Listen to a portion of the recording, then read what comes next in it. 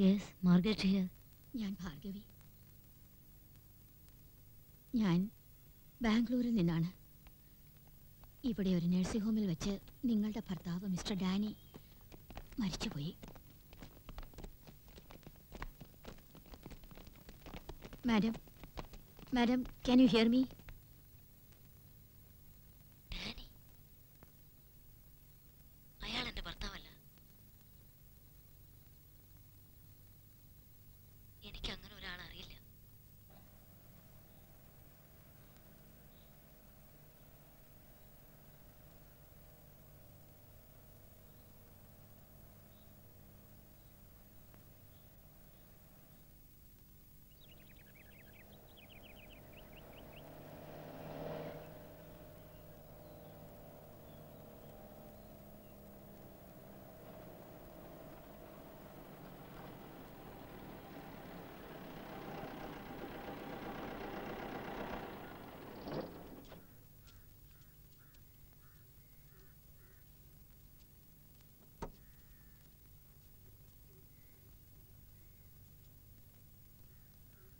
എന്താ ഭാർഗവമ്മേ ഒരു മുന്നറിയിപ്പും ഇല്ലാതെ?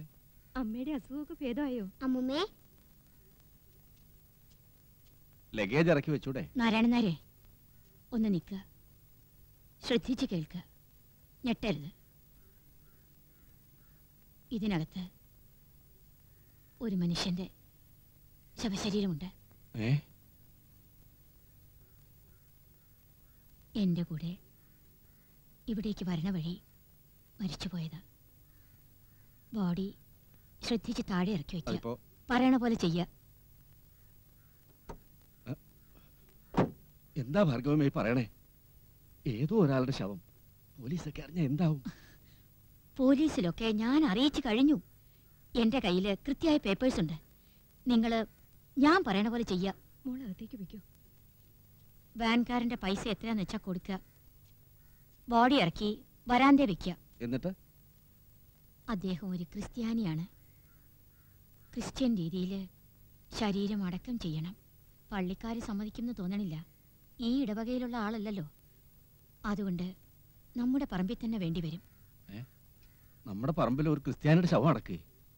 എന്തേ, ഭൂമികുലുക്കൊണ്ടാവോ? ഞാൻ പള്ളിയിൽ അച്ഛൻ്റെ അടുത്തേക്ക് പോവുക. നായര് വേണ്ടതൊക്കെ ചെയ്യ, വെറുതെ ബഹളം ഉണ്ടാക്കാണ്ട്. ദൈവമേ,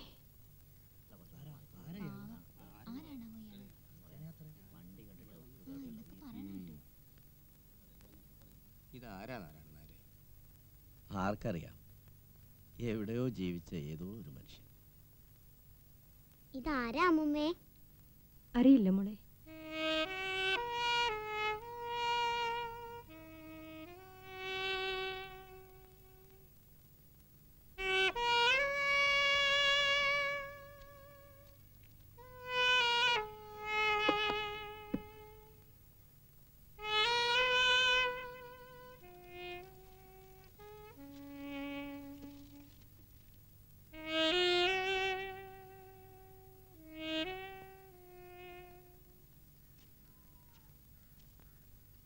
അമ്മുമ്മ അതാരായിരുന്നു?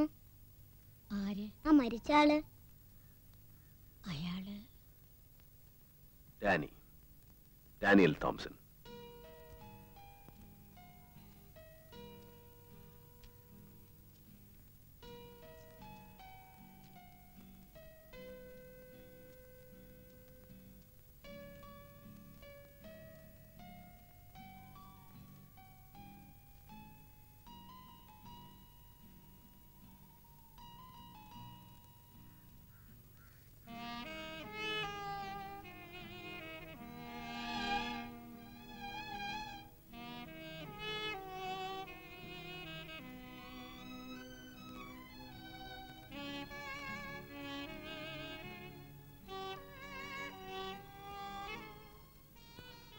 ഡാനിയുടെ കഥയും ഈ കഥ പറച്ചിലും ഇവിടെ അവസാനിക്കുന്നു.